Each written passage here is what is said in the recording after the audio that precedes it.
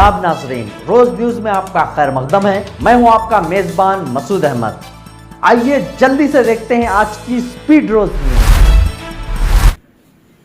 BRS इख्तिदार में आने पर हैड्रा को खत्म कर देने चंद्रशेखर राव का ऐलान।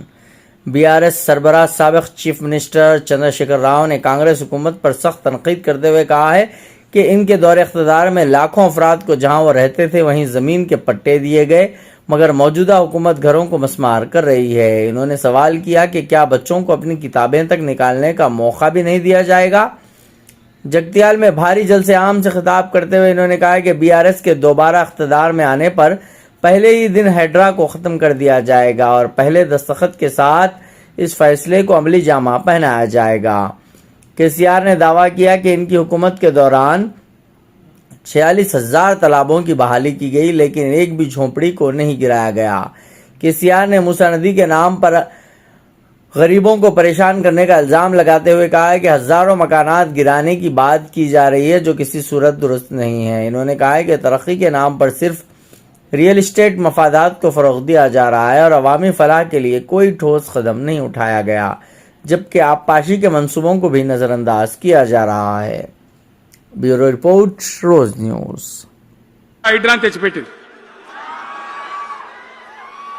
దానికి ఆ హైడ్రాకు ఆ పిసిసి ప్రెసిడెంట్ అంటాడు ఆయన కాంగ్రెస్ కమిటీ అధ్యక్షుడు ఆయన నిజామాబాద్లో పోయి చెప్తుండు హైదరాబాద్లో హైడ్రా నిజామాబాద్ కూడా తెత్తాం బిడ్డ నిజామాబాద్లో నిడ్రా రేపు జగిత్యాలలో కూడా జిడ్రా అంటాడు ఇక అది ఏం కావాలి మొత్తం పేదల కొంపలని కూల్చుడేనా కేసీఆర్ రాజ్యానికి వచ్చినప్పుడు 3.5 లక్షల మందికి పేదలు ఎక్కడ ఉన్నారో అక్కడనే పట్టాలు ఇచ్చినాం వాళ్ళని ఆగం చేయకుండా పాపం గరీబోళ్ళు 3.5 లక్షల కుటుంబాలకు హైదరాబాదు చుట్టుపక్కల వేరే పట్టణాల్లో కూడా పట్టాలు ఇచ్చిన వాళ్ళని బతకనిచ్చినాం ఇలా ఏం కూలగొట్టుడు అది పుస్తకాలు కూడా తీసుకుని ఇలా పోరాటాలు చదువుకునేటి అంతే గిరితమా నేను ఒక్కటే మాట మనం చేస్తా ఉన్నా గ్యారంటీగా బీఆర్ఎస్ గవర్నమెంట్ వచ్చేది ఖాయం మొట్టమొదటి రోజుల్నే ఈ హైడ్రా అంటోని ఎత్తి అవతల వరేస్తామని చెప్పి నేను మనవి చేస్తా ఉన్నా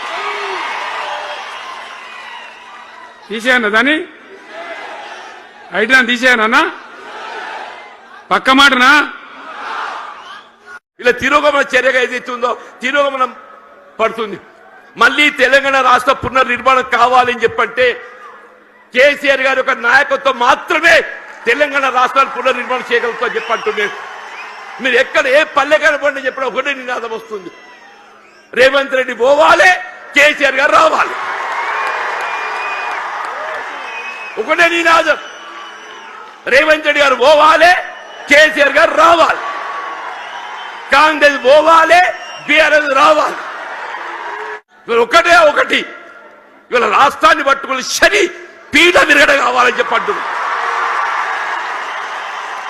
ఒకే ఒక్కటి ఈ రాష్ట్రాన్ని పట్టుకొని శని పీడ విరగడ కావాలని చెప్పంటున్నా.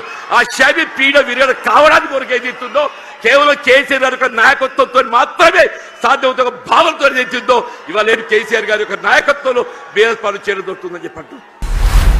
आज की स्पीड रोज न्यूज में बस इतना ही। मिलते हैं अगली न्यूज में।